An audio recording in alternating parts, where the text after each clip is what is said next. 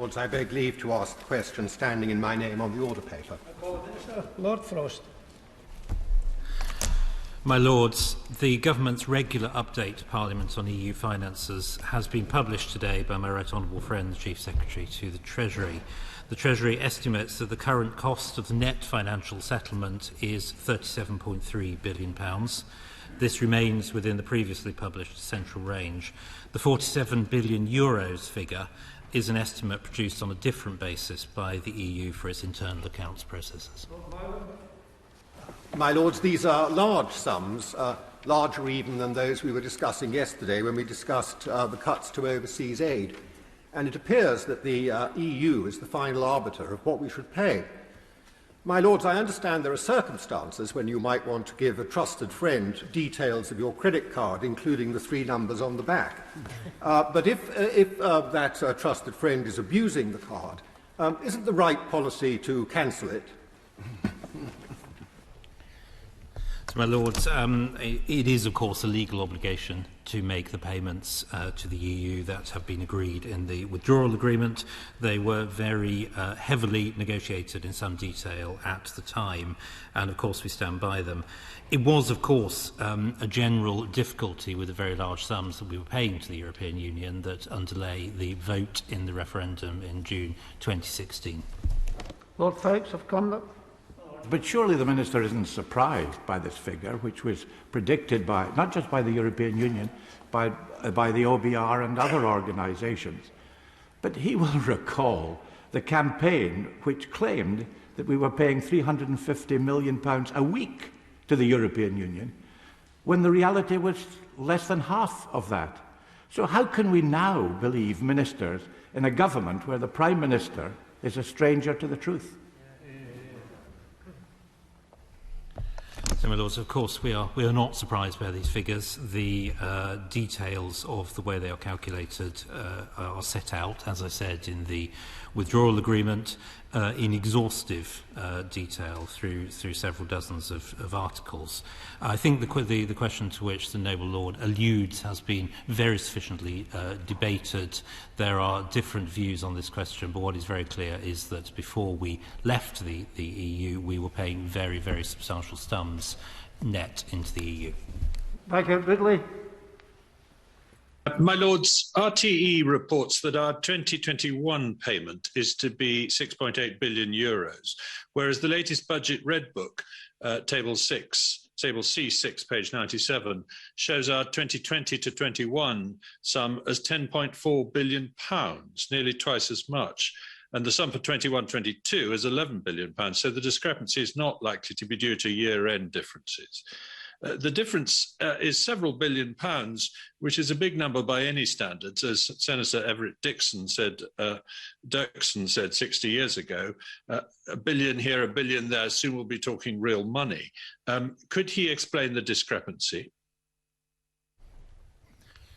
So, my Lords, I don't think any of us on this side of the House feel particularly comfortable in paying large sums to the European Union, but it is an agreed outcome in the withdrawal agreement, and we, of course, stand by it. There are just differences in the calculation methods between the EU arrangements and ours. For example, their figure does not include all the receipts that we will receive in the future. There are different ways of forecasting and so on. So we're not surprised that there are some differences. What matters is our own calculations, and that we are comfortable with the bills when they arrive, which we are. Lord Jones of Cheltenham. Does the Minister accept any responsibility for failing to negotiate this bill properly, or are he and the Prime Minister unfamiliar with how divorce works? My Lord, so this is one of the occasions when I can disclaim direct responsibility for that particular part of the negotiation in the previous withdrawal agreement. I have been known to be a little uncharitable at times, perhaps, about every aspect of the work that was done by my predecessors, but in this case, on the withdrawal agreement, they did a good job, and I think, given the legal framework and the commitments, it was always likely that the outcome would be in this broad area. Baroness Chapman of Darlington. The Noble Lord the Minister negotiated at length to agree a formula for calculating the UK's contribution, and whatever we think of the amount, there was some degree of transparency in this. And in the interest of transparency, can the Noble Lord tell us whether he played any role in advancing the interests of the Equind Limited, owned by a former Russian executive in the Brexit negotiations?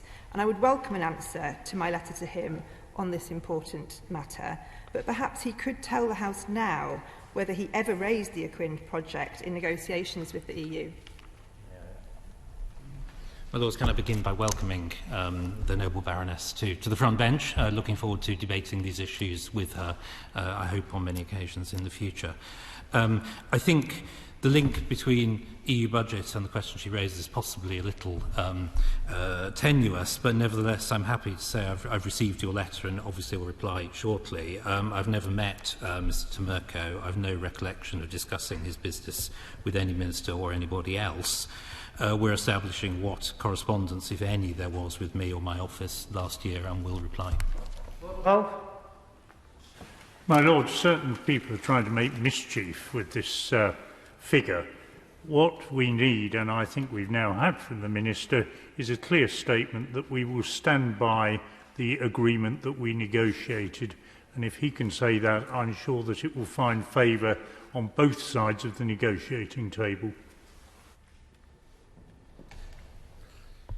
So we certainly stand by the financial agreement that we negotiated in the withdrawal agreement. As I said, it was very carefully negotiated at some length, and of course we stand by it in the payments that are due under it.